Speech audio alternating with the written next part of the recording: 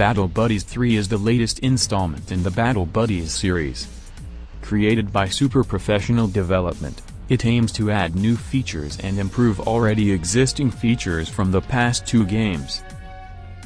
So as I promised, let's dive right into Buddies' new amalgamation.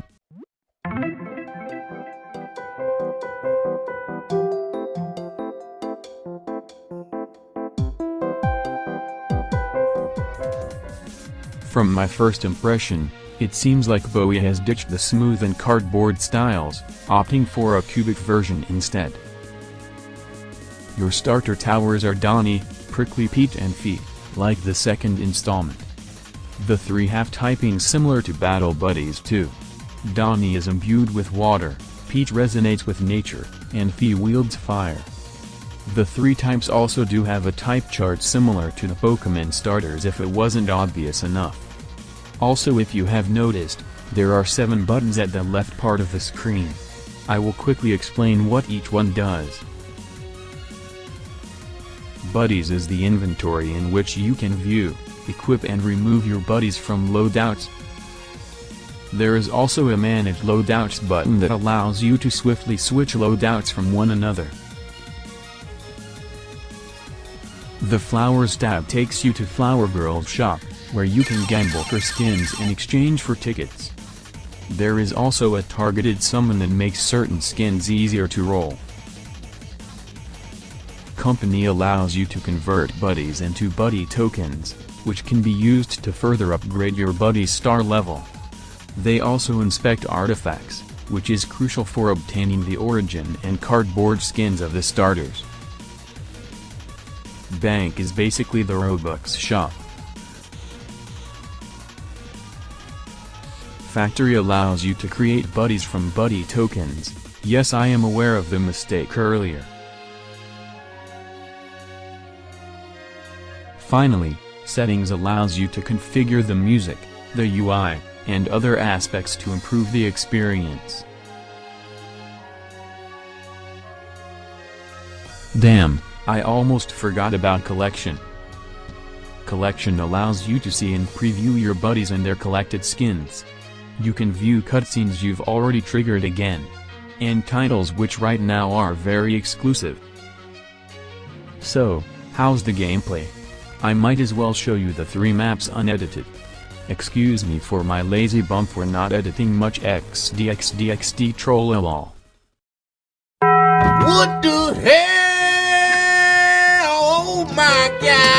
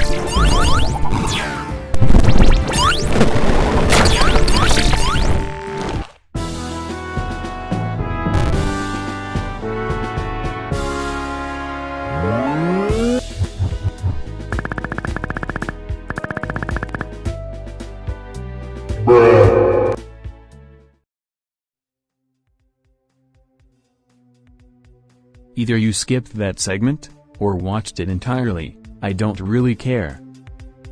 The gameplay is still the same as before, and I really like the wave structure, even if there is no wave system. I also love that the starter buddies have their own niche uses, so players don't flox and also-nihilify them. Especially Fee, as it is the best out of the three, being able to heal 20% of its own max HP to its allies. It's probably a good time to talk about the buddies themselves. Buddies are earned after you win or lose a match, depends on your RNG. The chance of obtaining a buddy can be increased by playing harder modes, although the enemies are more tougher there. The chance to obtain a buddy is rolled after that type of buddy is defeated, which then rolls based on the chance given by the difficulty. As of right now, only the three basic types are the only types or elements, possibly more to come if implemented. You can also create buddies at the factory using buddy tokens if your luck is really bad. There are two special types of buddies, rare buddies, and apex buddies. Rare buddies have a 1 in 2,500 chance to replace any enemy. The only rare buddies as of this video's making are Berg, Jason, and Marnie. Apex buddies are bigger, and stronger versions of any buddy, noticeable by red particles that surround them with the apex sign. They boost all talents by 1, which is really useful. Apex buddies also have different spawn rates for different kinds of buddies.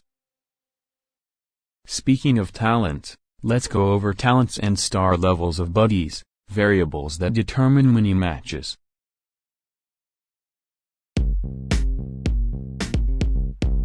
A buddy has 7 stats: health, attack, range, speed, price, attack speed and cooldown. All of these are pretty self-explanatory. These stats can be increased with the use of talents and star levels. Talents are the stats determined after recruiting a buddy, which covers health, attack, and speed.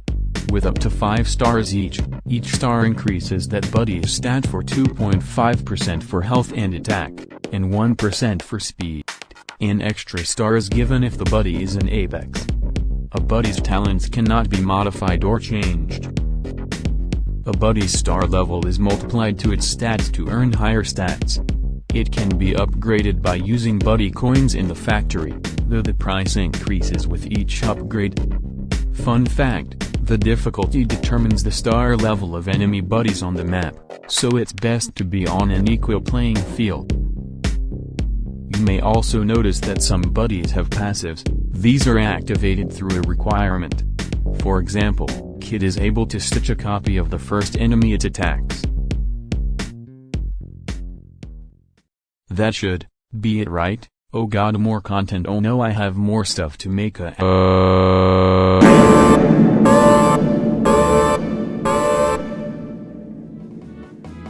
Kids, don't procrastinate. Anyways, Maple Hideaway just released, being the first map with multi-elemental enemies. The boss is pretty mid though, but I love the concepts and the liveliness this map has. By the way, they optimized the GUI, making it less cluttered. You can also see the new codes and change log button. Codes allows you to redeem codes to obtain rewards like currency, buddies and skins. Change log allows you to view everything brought in the new update easily.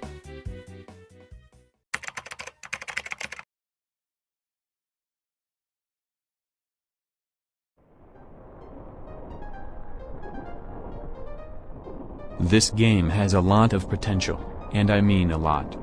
They just gotta update more regularly, fix bugs, reduce lag and involve their community. Speaking of the community, I've seen their creativity and it is mind-boggling. So, is it worth playing this game? My answer is, absolutely yes. Something to play if you have nothing to do, and a good way to support an underrated developer. You have outdone yourself with this one, Bowie, and please don't let it die like your other projects. Now, because you've gotten a yes, it's time to do something I rarely do.